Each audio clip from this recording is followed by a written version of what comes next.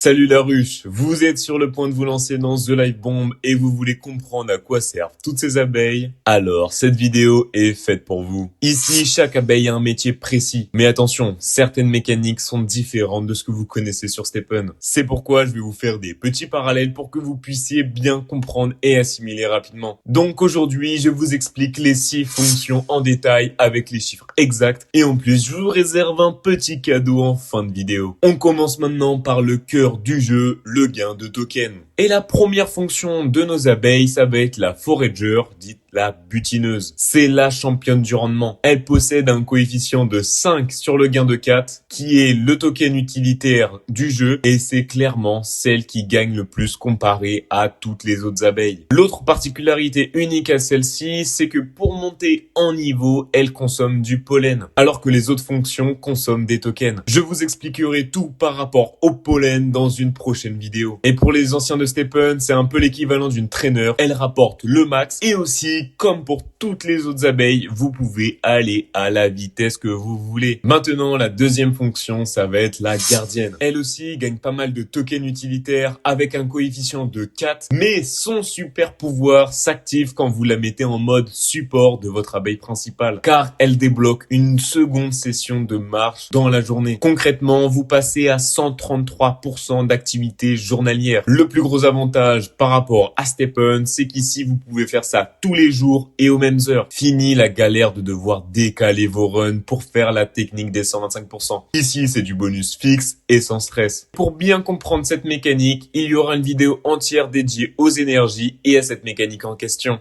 Passons maintenant à l'équipe loot pour les chasseurs de trésors. Voici la cleaner, c'est la nettoyeuse. C'est la clé pour optimiser vos récoltes de nectar. Par défaut, vous avez 3 alvéoles pour stocker votre nectar que vous gagnez durant vos marches. Si vous mettez la cleaner en abeille principale, vous débloquez une 4e alvéole. Mais ce n'est pas tout. Elle augmente aussi de 9% vos chances d'obtenir du nectar d'émeraude, le nectar le plus rare sur le jeu. Une fois le nectar transformé, vous pouvez gagner du 4, des pots de miel de taille XS à L et même de la gelée d'émeraude. Dans la même équipe, on a la storer, dite la stockeuse.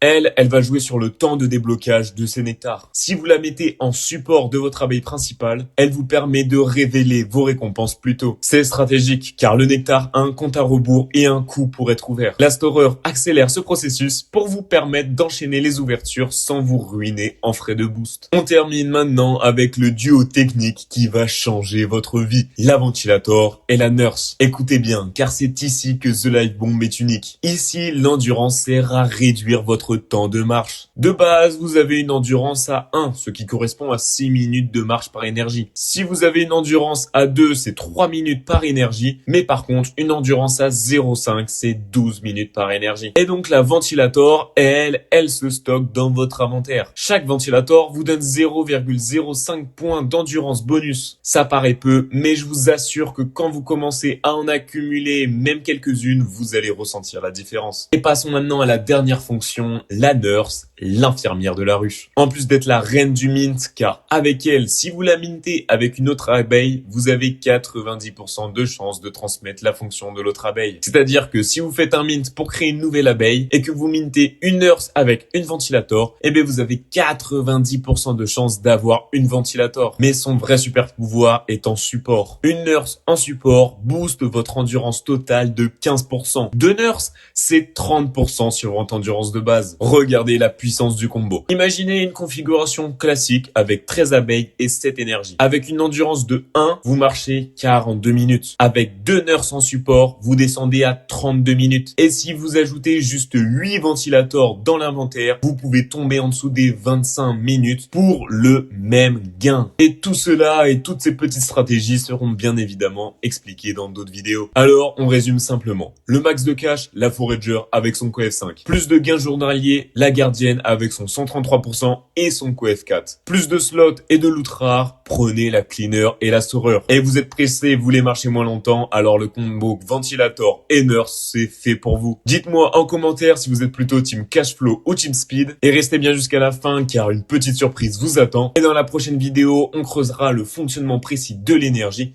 Alors abonnez-vous et voici la petite surprise.